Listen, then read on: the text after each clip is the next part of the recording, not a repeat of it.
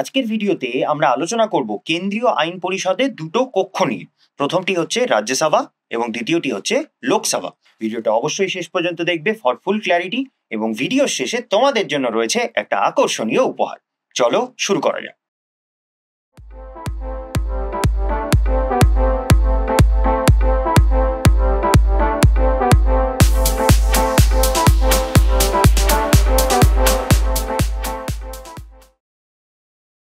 নমস্কার বন্ধুরা, আমার নাম অরিত্র দে। আমি একজন গভর্নমেন্ট সার্ভিস এক্সামিনেশন মেন্টর।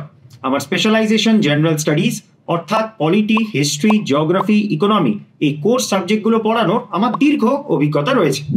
এই চ্যানেলে আমি এই বিষয়গুলোর উপর শর্ট অ্যান্ড সিম্পল ভিডিওস আনবো রেগুলারলি। টপিকগুলো স্কুল এবং কলেজ লেভেল স্টুডেন্টসদের থেকে শুরু করে গভর্নমেন্ট জব এক্সামস যেমন WBCS, UPSC, SSC ইত্যাদি পরীক্ষাগুলোর প্রস্তুতিতে খুবই উপকারী হবে। কম সময়ে বেশি শেখো, এটাই আমাদের লক্ষ্য।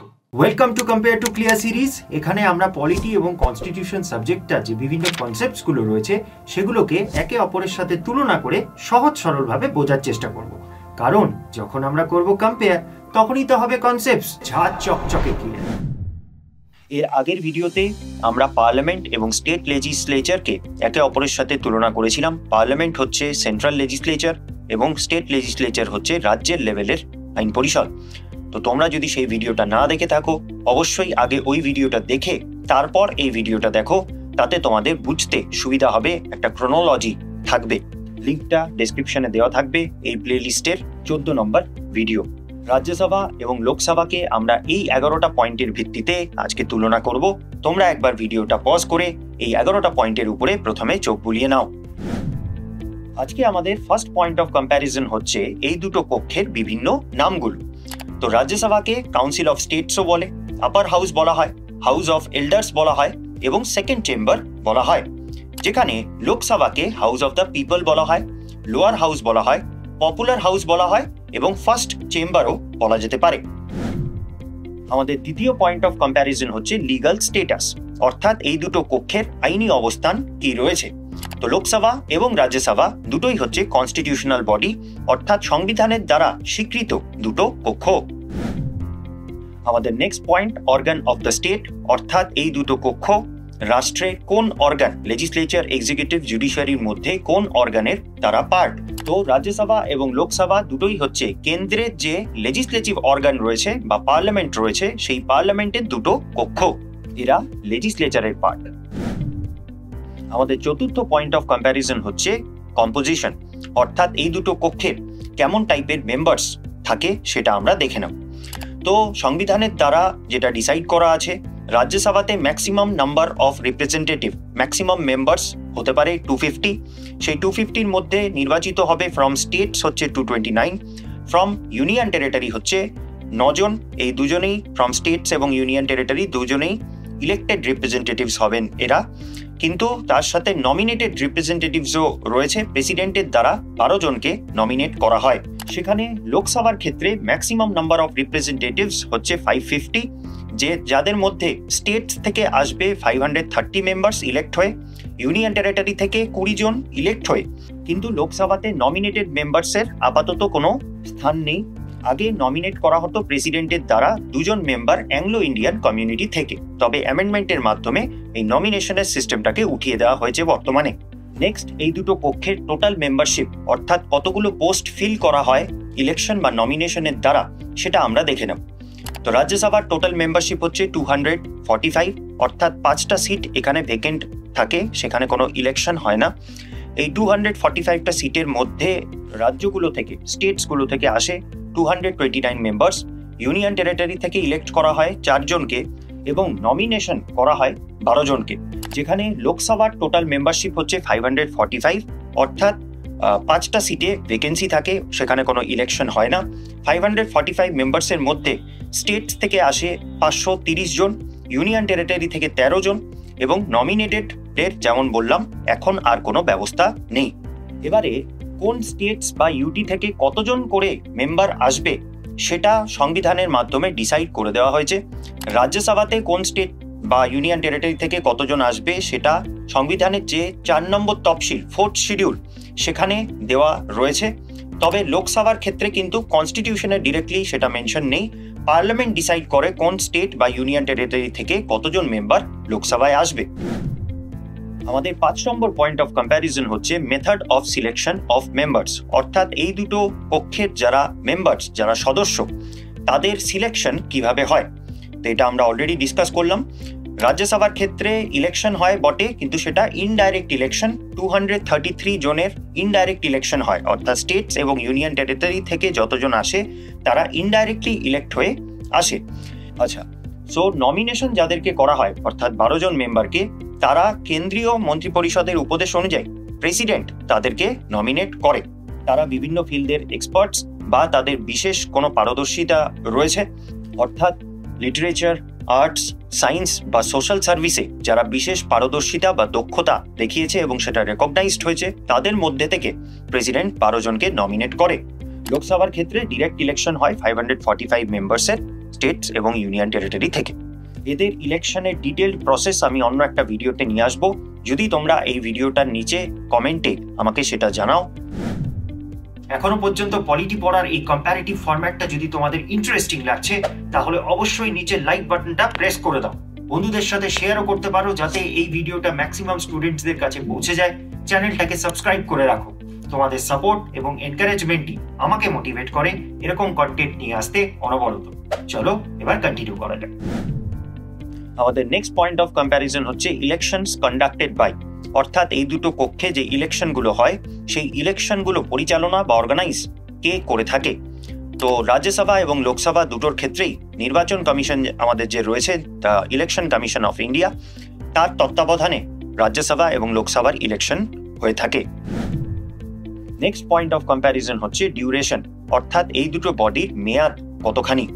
তো রাজ্যসভা একটা পার্মানেন্ট বডি, এটা একবার গঠন হয়েছিল এবং তারপরে পুরো কক্ষ কোনোদিনই ডিসলভ হয়নি এবং করা যাবেও না। সংবিধানে এটাকে একটা পার্মানেন্ট বডি বানানো হয়েছে।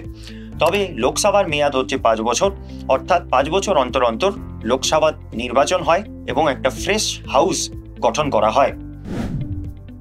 Next point of comparison dissolution, আগেরটার সাথেই রিলেটেড। রাজ্যসভা কোনোদিনই ডিসলভ হয় না, ওটা একটা পার্মানেন্ট বডি। তবে লোকসভা কিন্তু ডিসলভ হয়ে যায় একটা সময়ের পরে। লোকসভা অটোমেটিক্যালি ডিসলভ হয়ে যায়, 5 বছর পরে অটোমেটিক ডিসলভ হয়ে যাবে। সেখানে কিন্তু কোনো এক্সট্রা অর্ডারের দরকার পড়বে না। 5 বছর শেষ হয়ে গেল, লোকসভা ডিসলভ হয়ে গেছে ধরে নেওয়া হয়। কিন্তু 5 বছরের আগেও কিন্তু ডিসলভ করা যেতে পারে কোনো পরিস্থিতিতে। সেই ক্ষেত্রে রাষ্ট্রপতি 5 বছরের আগে ডিসলভ করতে পারে। একবার ডিসলভ হয়ে গেলে ফ্রেশ ইলেকশন করতেই হবে। আমাদের 9 নম্বর পয়েন্ট অফ কম্প্যারিজন হচ্ছে প্রিসাইডিং অফিসার্স, অর্থাৎ এই দুটো কক্ষে কারা সভাপতিত্ব করে থাকেন। তো রাজ্যসভার ক্ষেত্রে একজন করে চেয়ারপারসন থাকেন, তার সাথে একজন ডেপুটি চেয়ারপারসন থাকেন এবং এরা বাদেও একটা প্যানেল অফ ভাইস চেয়ারপারসনস থাকবে। তো এরা নিজেদের মধ্যে মিলেমিশে হাউসটার সভাপতিত্ব করে থাকেন। সেখানে লোকসভার ক্ষেত্রে যিনি সভাপতি তাকে বলা হয় স্পিকার, একজন করে স্পিকার থাকেন, তার সাথে একজন করে ডেপুটি স্পিকার থাকবেন এবং একটা প্যানেল অফ চেয়ারপারসনস লোকসভাতে থাকে। 10 জন বা 10 জনের কমও থাকতে পারে। তারাও মিলেমিশে হাউসের সভাপতিত্ব করে থাকে। একে অপরের অনুপস্থিতিতে এরা হাউসটাকে সামলায়, কন্ডাক্ট করে। Next point of comparison reservation of seats. রাজ্যসভায় কিন্তু কোনো সিট রিজার্ভ করা নেই কারোরই জন্যে। সব সিটগুলোই জেনারেল সিটস, অর্থাৎ যে কোনো কমিউনিটি থেকে এখানে প্রার্থী হিসাবে দাঁড়ানো যেতে পারে এই সিটগুলোতে। তবে লোকসভার ক্ষেত্রে কিছু সিটস শিডিউল কাস্ট এবং শিডিউল ট্রাইবদের জন্য রিজার্ভ করে রাখা হয়েছে এবং সেটা কত সংখ্যায় রিজার্ভেশন, যেই সংখ্যায় আমাদের দেশের পপুলেশনের যত সংখ্যক এসসি বা এসটি পপুলেশন রয়েছে সেই সংখ্যায় ওদেরকে রিজার্ভেশন দেওয়া হয়। কারেন্টলি শিডিউল কাস্টদের জন্য লোকসভায় রিজার্ভ করে রাখা হয়েছে 84টা সিটস, শিডিউল ট্রাইবদের জন্য রিজার্ভ করে রাখা হয়েছে 7টা সিট। তো রাজ্যসভাতে কোনো সিট রিজার্ভ করা নেই, কিন্তু লোকসভাতে এসসি এবং এসটিদের জন্য সিট রিজার্ভ রয়েছে। সম্প্রতি একটা অ্যামেন্ডমেন্টের মাধ্যমে মহিলাদের জন্য কিছু সিট রিজার্ভ করার বিলটা পাস হয়ে গেছে, তবে এখনো সেটা কিন্তু নোটিফিকেশন আসেনি বা সেটা এখনো ইমপ্লিমেন্ট করা হয়নি। ভবিষ্যতে আমরা মহিলাদের জন্য রিজার্ভেশন লোকসভাতে দেখতে পাবো। আমাদের second last point of comparison হচ্ছে ল্যাঙ্গুয়েজেস, অর্থাৎ এই দুটো কক্ষে কি ভাষা ব্যবহার করা হয়। তো লোকসভা এবং রাজ্যসভাতে উভয় ক্ষেত্রেই সেম, হিন্দি বা ইংলিশ হচ্ছে by default language. Normally Hindi এবং ইংলিশেই এখানে কথোপকথন চলে, ডিসকাশনস চলে। তবে কোনো পার্টিকুলার মেম্বার যদি তার মাদার টাঙ্গে কথা বলতে চাইছেন, সেই ক্ষেত্রে তাকে প্রিসাইডিং অফিসার অর্থাৎ স্পিকার, ডেপুটি স্পিকার বা প্যানেল অফ ভাইস চেয়ারপারসনসের মধ্যে যেই তখন প্রিসাইড করছে, সভাপতিত্ব করছে, তার পারমিশন নিয়ে কোনো মেম্বার তার মাদার টাঙ্গেও কথা বলতে পারে। সো বাই ডিফল্ট ইংলিশ এবং হিন্দি কথা বলার জন্য বা লেখার জন্য, কোনো ডকুমেন্ট পাবলিশ করার জন্য ব্যবহার করা হয়। তবে স্পেশাল পারমিশন নিয়ে কোনো একজন মেম্বার মাদার টাঙ্গেও এই কক্ষগুলোতে কথা বলতে পারে। তো এটাই ছিল আমাদের অন্তিম পয়েন্ট অফ কম্প্যারিজন। আমি লোকসভা এবং রাজ্যসভা রিলেটেড সমস্ত কিছু ডিসকাস করে দিলাম। তবে যেটা বাকি রয়ে গেল এই দুটো হাউসের পাওয়ার্স এবং ফাংশনস। তো এই ভিডিওটাকে 100 জন যদি লাইক করে তাহলে অবশ্যই আমি ভবিষ্যতে সেই ভিডিওটা নিয়ে আসবো। ওই ভিডিওটা আনলেই এই চ্যাপ্টারটা কমপ্লিট হয়ে যাবে। তো অবশ্যই বন্ধুরা এই ভিডিওটাকে লাইক করো এবং তোমাদের বন্ধুদের সাথে শেয়ার করো। আমার তাতে মোটিভেশনও বাড়বে এবং তোমরাও এরকম কন্টেন্ট পেতে থাকবে। তো আশা করি রাজ্যসভা এবং লোকসভা সম্বন্ধে তোমাদের ধারণা পরিষ্কার হলো। এই ভিডিওটা একবার নয়, মিনিমাম 3 বার দেখো, যাতে করে তোমাদের এই পয়েন্টগুলো মাথায় বসে যায়, মনে থাকে অনেক দিন। সবসময় মনে রাখবে, রিপিটেশন লিডস টু রিটেনশন। যতবার রিপিটেডলি এই এক একটা লেকচার তোমরা দেখবে, তাহলেই মাথায় সেটা রিটেন করবে। আজকের ভিডিওটা কেমন লাগলো অবশ্যই আমাকে কমেন্ট সেকশনে লিখে জানাবে। এখন আর দেরি না করে time for your free gift. এই লেকচারে আলোচ্য তথ্যগুলো তোমাদের কতটা মনে আছে সেটা ইভ্যালুয়েশনের জন্য দেয়া হলো একটা ফ্রি ওয়ার্কশিট। এই ওয়ার্কশিটটায় এই লেকচারে ডিসকাস করা পয়েন্টগুলো থেকে কিছু fill in the blanks exercises রয়েছে। এই এক্সারসাইজগুলোর মাধ্যমে চেষ্টা করা হয়েছে এক্সাম পার্সপেক্টিভ থেকে সমস্ত ইম্পর্টেন্ট তথ্য কভার করার। তোমরা এই ওয়ার্কশিটটা প্রিন্ট এবং ফটোকপি করে নিজেরা হাতে লিখে ফিল আপ করবে, প্র্যাকটিস অ্যান্ড রিভিশন করবে বারবার। এই ওয়ার্কশিটগুলো তোমরা পেয়ে যাবে আমাদের শিক্ষাবিদ বাংলা টেলিগ্রাম গ্রুপে।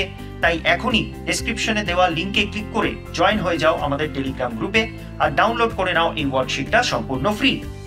উপরন্তু এই টপিকটার একটা সামারি দিয়ে দিচ্ছি, পজ করে তোমরা স্ক্রিনশট নিয়ে নিতে পারো ফর কুইক রিভিশন।